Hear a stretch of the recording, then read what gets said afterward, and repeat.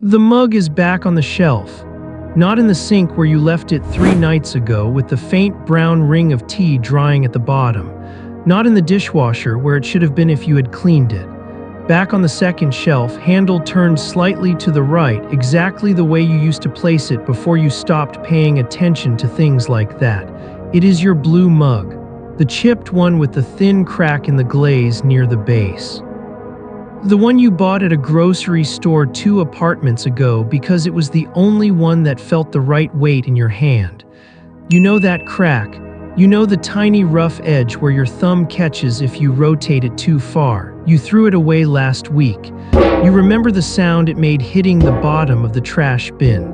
Ceramic against metal. Final, small. And now it is here again, clean, dry, and facing the way you would have wanted it to face on a morning when you still believed comfort was something you could arrange. You stand in your kitchen with one hand still on the cabinet door, and for the first time you understand that whatever has been happening has not been random. Go back, start from when it was still ordinary. Your apartment is small in a way that becomes invisible once you have lived there long enough. Not cramped, just exact. The couch close enough to the coffee table that you can set down a plate without leaning forward much.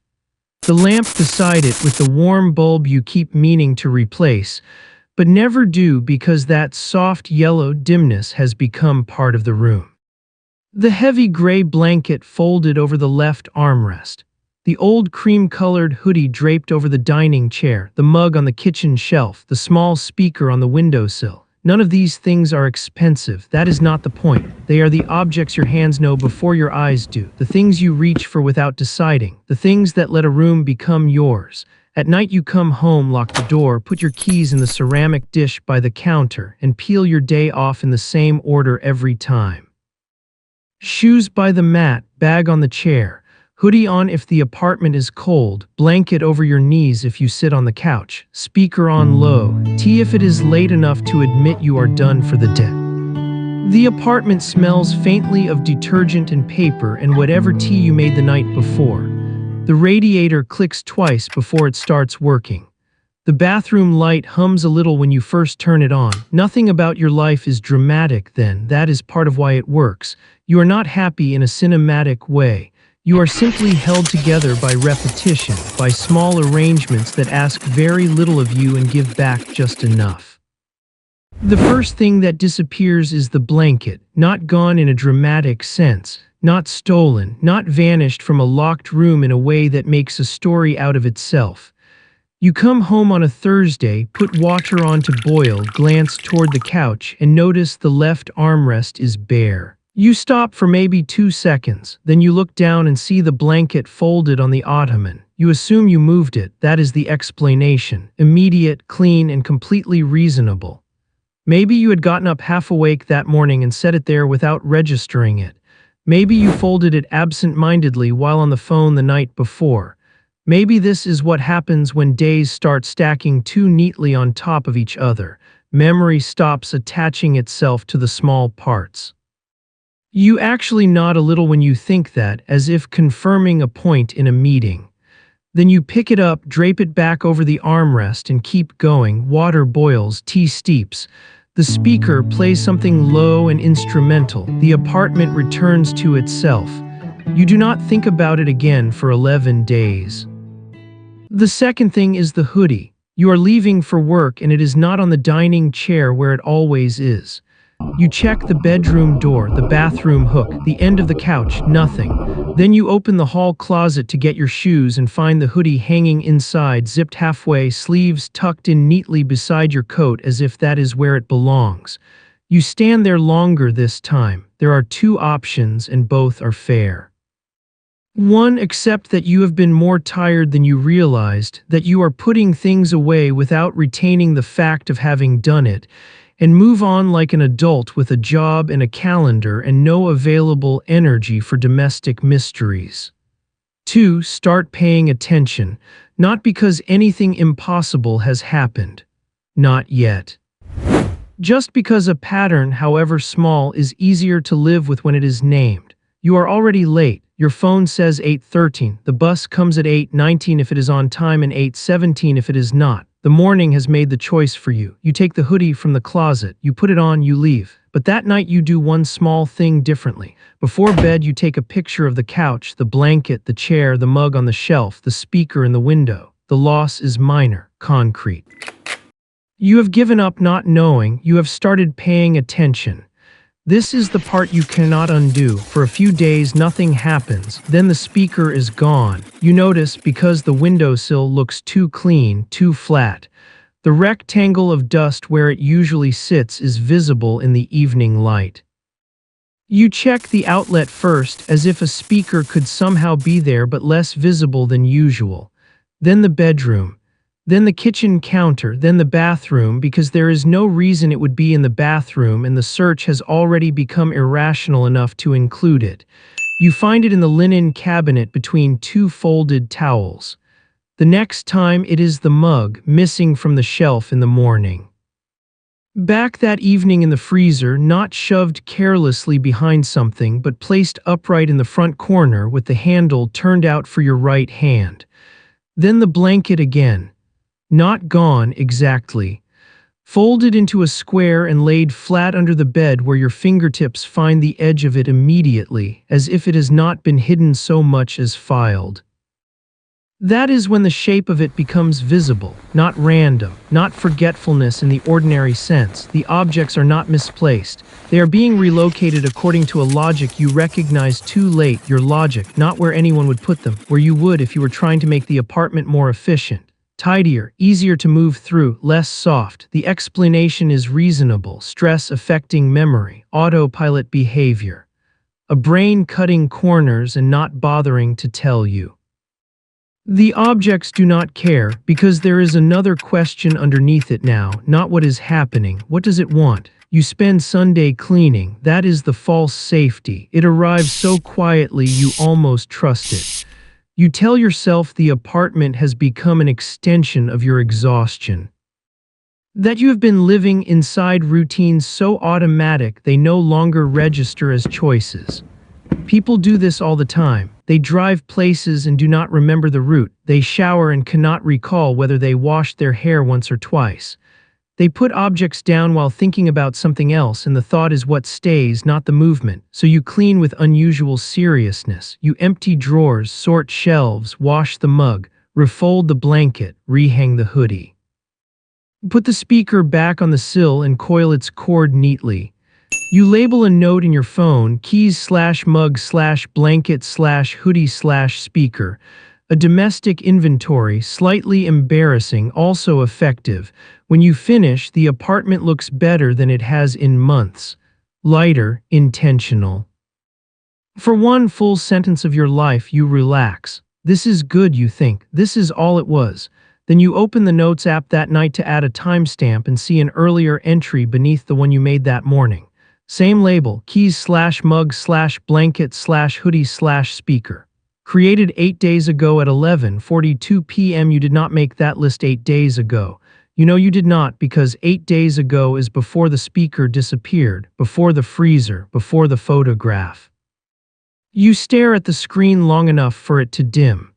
Then you brighten it again and read the older note one more time, because maybe memory is failing in some new, humiliating direction. But the detail that breaks the explanation is smaller than the list itself. Beside speaker in parentheses are 2 words. Window first.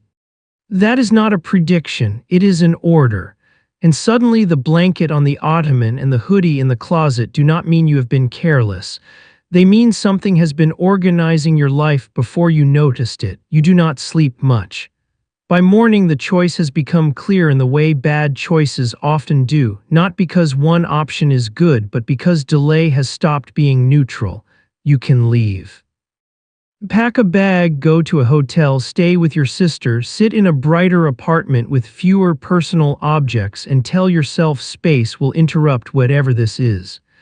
Distance as a solution, movement as denial, or you can stay and test it. Not to prove anything supernatural, not to indulge panic. To answer a narrower question, which is somehow worse, whether the pattern continues when you are looking directly at it. Both options cost something real, If you leave, you surrender the apartment as yours, not legally, practically. You admit that you cannot inhabit your own routines without suspicion. You become someone displaced by something you cannot explain. If you stay, you give up the last ordinary version of yourself. The one who can still pretend this is stress, fatigue, overwork, harmless cognitive drift. You become the kind of person who sets traps in their own home. At 7:12 p.m. you take the blue mug and place it in the center of the kitchen counter, not where it belongs, deliberately wrong, handle facing left. You take the blanket and fold it once badly and drape it across the bathroom sink. You put the hoodie on the floor by the front door. You move the speaker to the middle of the dining table and unplug it. Then you turn on your phone camera, plug it into the charger, and leave it recording from the bookshelf with the whole living room and kitchen in frame. The decision cannot be undone because whatever happens next will divide your life into before and after, whether you are ready or not. You take your keys. You step outside and you lock the door with your own hand. You stay in the hallway for 43 minutes, long enough for your neighbor to come home carrying takeout, nod at you politely, and not ask why you are standing beside your own door in your coat with nothing in your hands. Long enough for the fluorescent hall light to click off once and then back on when you shift your weight. When you go back inside, the apartment is quiet in a way that feels arranged. The mug is on the shelf, second shelf, handle slightly right. The blanket is over the couch armrest. The hoodie is hanging in the closet. The speaker is back on the windowsill, cord coiled, facing inward. Your phone is still recording from the bookshelf. The red light is on. The file length says 48 minutes, 19 seconds. You do not watch it immediately. You already know the cost before you confirm anything. It is not the apartment, not exactly.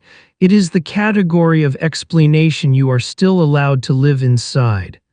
Later, when you finally press play, the camera shows an empty room the entire time.